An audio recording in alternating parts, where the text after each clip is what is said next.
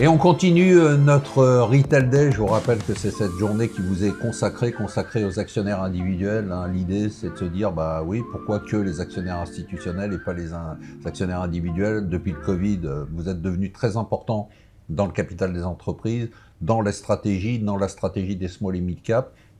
Donc on continue et là, j'ai le plaisir de recevoir Thomas Piquet. Thomas Piquet, on va se tutoyer. Tu es secrétaire général de Visiomed. Merci de venir. Avec plaisir, Marc. Bonjour. Donc Visiomed, c'est une société qui est connue, bien connue ou mal connue. On va justement en parler par les actionnaires individuels. On va dire qu'il y a une reconnaissance du nom qui est assez forte. On va en parler. Est-ce que tu peux nous dire, parce que vous avez tellement changé, vous avez, pour prendre les termes modernes, vous avez pivoté. C'est presque une nouvelle société que vous avez recréée par rapport à la société historique. Qu'est-ce que vous faites aujourd'hui? Visiomed, en 2024, c'est quoi? En 2024, Visiomed, c'est une société qui en effet a beaucoup changé. On est toujours sur une thématique de services, technologies de santé et de prévention, mais comme tu le disais, le pivot important a eu lieu en 2021 avec l'acquisition de ce qui est aujourd'hui notre filiale principale, Smart Salem, qui opère des centres médicaux à Dubaï. Donc on s'est vraiment, depuis cette période-là, complètement réorienté vers la région. C'est vraiment votre cœur de cible, la région du Golfe. En effet, la revue stratégique qui a eu lieu avec l'arrivée d'un nouveau board, d'une nouvelle direction en 2022, a clairement orienté le groupe vers cette région, vers cette activité et sortir au fur et à mesure, se désinvestir des activités historiques du groupe, ce qui avait déjà été entamé par la direction précédente. Donc ça c'est fait. Voilà, ça c'est fait. Aujourd'hui, Visiomed, c'est Smart Salem à Dubaï, Smart Health en Arabie Saoudite. Donc plus concrètement, les technologies services de santé et de prévention chez Smart Salem, ce sont des centres médicaux qui sont dédiés à deux grands types d'activités, deux grands types de tests médicaux, les tests qui sont régulés par le gouvernement pour l'obtention de visa, de permis de travail, ce qu'on appelle chez nous les Medical Fitness Tests, qui représentent aujourd'hui une grande majorité de notre activité, et de plus en plus une diversification vers la prévention, des bilans de santé, des check-ups personnalisés sur tout un ensemble de services qui vont du cœur, les reins. Donc ça, c'est pas forcément obligatoire ou réglementaire, Exactement. C'est simplement si on a envie de faire un check-up. On a les capacités médicales, les capacités technologiques de le faire. On diversifie ce savoir-faire historique et régulé vers un savoir-faire et des compétences un peu plus, on va dire, commerciales, un peu plus axées sur la prévention et à la carte des patients. Donc voilà, on a donc également opéré une diversification géographique déjà au sein de Dubaï. Quand on a repris Smart Salem en 2021, c'était un seul centre. On est passé à 3 centres avec des constructions en septembre 22 et avril 2023, ce qui nous permet aussi d'embarquer aujourd'hui beaucoup de croissance, de toucher de plus en plus de population. Et l'Arabie Saoudite. Et l'Arabie Saoudite, des discussions qui ont été initiées début d'année dernière, qui ont évolué, le temps administratif local faisant, mais aujourd'hui qui sont très fortement concrétisées en fin d'année avec la signature d'un bail et le passage en partie projet concret. Comment s'est passé 2023 ? Très bien. Ouais, un bon exercice. Oui, un bon exercice. Ouais, vous êtes content. On est content. On aura évidemment le plaisir d'y revenir plus concrètement sur les chiffres lors de la publication de nos performances et de notre rapport annuel. Mais très factuellement, comme je disais, la montée en puissance d'un deuxième centre chez Smart Salem, l'ouverture d'un troisième en avril dernier. Donc, on a... ça déroule comme vous aviez prévu. On a cranté des trimestres records sur trimestre record, croissance trimestre après trimestre. On affiche en 2023 une croissance en volume de plus 38%. Ça ne se dément pas. Grâce à la montée en puissance de nos centres, on est passé, on l'avait montré au premier semestre, en rentabilité opérationnelle positive, ce qui est historique chez Visiomed. On va consolider ça sur l'ensemble de l'exercice 2023. Donc oui, à cet égard, l'exercice du point de vue opérationnel et du pivot stratégique qui a été fait, il est excellent. On parlera de la bourse après. Oui, tout à fait. Alors, pardon. Non, vas-y. Ouais, mais la deuxième très bonne nouvelle, c'est l'avancée évidemment de notre projet en Arabie Saoudite. Comme je le disais, on a signé en fin d'année dernière notre bail dans le quartier financier de Riyad, donc ouverture du centre. Donc ça y est. Voilà, ouverture du centre maintenant qui est vraiment lancée. de façon très concrète. Donc là, on est vraiment on est dans l'enduit et en train de peindre les murs. Donc c'est là-dessus très intéressant. Le côté un peu moins positif de l'année, c'est le deal qu'on avait initié en début d'année avec Be Well Connect qui se passe pas exactement comme on le souhaitait, qui a eu des répercussions assez importantes en termes de communication néfaste. Voilà, on pourra y revenir. Ouais. Et évidemment, un legacy aussi qui a pesé en fin d'année, qui est la sanction AMF.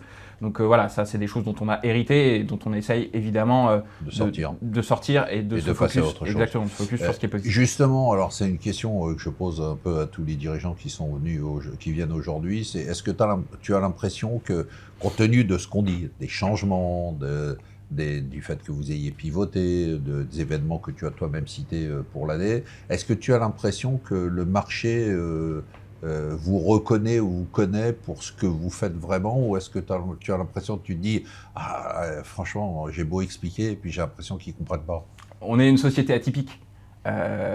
Déjà par l'éloignement géographique de nos opérations, qui sont à Dubaï en Arabie Saoudite. Donc je pense qu'en effet, ça éloigne de façon inconsciente l'actionnaire de Visiomed de sa base de la base opérationnelle et du chiffre d'affaires et de la rentabilité. Donc ça là-dessus évidemment ça crée une espèce de distorsion dans notre perception du marché. Là où on se veut et on se doit de rassurer les gens, c'est que on est allé là-bas parce que le business est bon, la croissance est bonne, les rentabilités sont bonnes. C'est des vrais choix, stratégiques.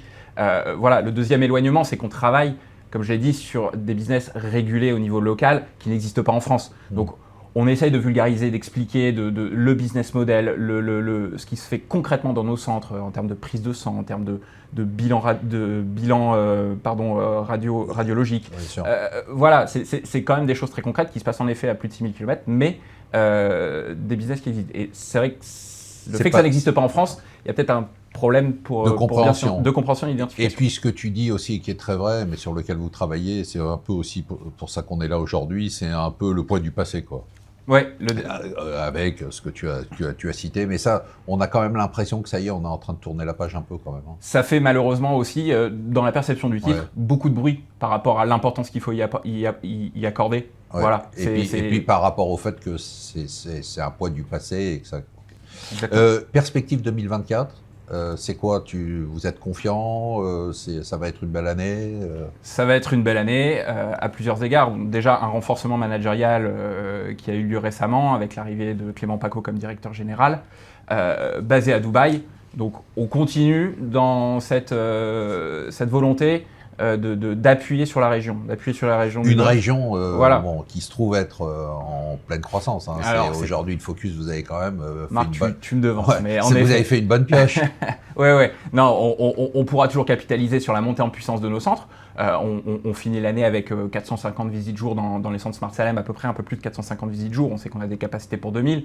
On a un mois de janvier qui se présente record, à plus de 13 000 visites. Donc on commence déjà à accrocher les 600 visites jour. C'est des croissances qui sont toujours importantes, sur lesquelles on peut capitaliser. L'arrivée de Clément pour appuyer cela. Une région qui est toujours en effet qui est très booming. Beaucoup d'arrivées de personnes qui c'est vraiment un tournant pour la région. Voilà, exactement. Depuis 2-3 ans, c'est spectaculaire, quoi. Le montant d'investissement qui se fait dans la région. Montant d'investissement, dynamisme démographique. Incroyable. Voilà, ça pareil, c'est des choses qui ne se demandent pas et sur lesquelles nous, grâce à nos savoir-faire, on entend s'appuyer. Des briques complémentaires, donc la brique évidemment géographique avec l'Arabie Saoudite, où on entre, comme je vous l'ai dit concrètement, dans la phase projet. On espère pouvoir capitaliser de la croissance là-dessus dès 2024. Les briques de diversification, où on continue à chercher, orienter Smart Salem vers de nouveaux services pour toucher de plus en plus de personnes, pour développer notre savoir-faire également, et également embarquer de la croissance. Alors, tu sais que nous, chez Roland, et c'est un peu pour ça qu'on est là avec toi, et merci d'être venu, on défend beaucoup l'actionnaire individuel, parce qu'on pense que c'est très important, parce qu'on pense que c'est un actionnaire qui est fidèle, qui est différent de l'actionnaire institutionnel, mais qui est important dans le cadre de la liquidité au quotidien, notamment. Qu'est-ce que vous faites? C'est quoi votre politique par rapport à l'actionnaire individuel? Déjà en préambule, c'est chez nous une base toujours très importante de notre actionnariat. Je pense qu'on a plus de 50% d'actionnaires individuels. Ce qui est énorme. Voilà, ce qui est énorme à notre capital. Donc Évidemment, on s'adresse à eux avec grand plaisir, via Euroland, via les événements que vous proposez, via cette interview. Après, c'est une politique globale de groupe de, on va dire, traiter l'actionnaire individuel de la même façon que n'importe quel actionnaire, dans tout ce qu'on, dans la même verve de tout ce qu'on a mis en place au sein de la société. Une transparence totale au niveau de la communication. On a mis en place de plus en plus de suivi sur les chiffres opérationnels, étayer les rapports qu'on pouvait faire, étayer nos plans stratégiques pour donner un maximum d'informations, donner un maximum de perspectives sur le groupe. Transparence. Voilà, à l'actionnaire individuel, tout en se permettant, entre guillemets, de le vulgariser pour que ça reste digeste et compréhensible. Le deuxième point, évidemment, c'est toute une partie de communication qu'on vraiment on appuie depuis fin 2023 avec un ensemble d'articles, de présence dans la presse pour vulgariser un peu tout ce qui se passe autour de Visiomed. C'est-à-dire expliquer quel est notre business vraiment concrètement à la fois localement en expliquant Dubaï, les Émirats, le Golfe, l'Arabie Saoudite, quelles sont vraiment les choses qui se passent là-bas, expliquer le dynamisme des régions, on l'a déjà expliqué également nos briques technologiques, expliquer pourquoi la santé digitale est vraiment l'avenir à notre sens de la santé et de la prévention au sens plus large, et concrètement comment ça se matérialise chez Visiomed, via l'intelligence artificielle, via des licences et des contrats forts. Donc voilà, c'est toute cette présence médiatique qui vise à parler au grand public et à expliquer vraiment tout ce qui se passe chez Visiomed, autour de Visiomed, pour qu'on ait un contexte et justement qu'on réduise cet éloignement par rapport géographique par rapport à notre société. Alors, ce qui est intéressant, c'est ce que tu dis. Hein. Enfin, évidemment, hein, c'est que 50%, plus de 50% d'actionnaires individuels, c'est quand même énorme, quoi. C'est assez rare hein, pour une société de votre taille. Alors, justement, on a eu beaucoup de questions. Hein. C'est une société qui intéresse, donc on va poser les questions. Tu m'as dit, je peux poser toutes les questions que je veux. J'ai pas fait de filtre. C'est l'objectif.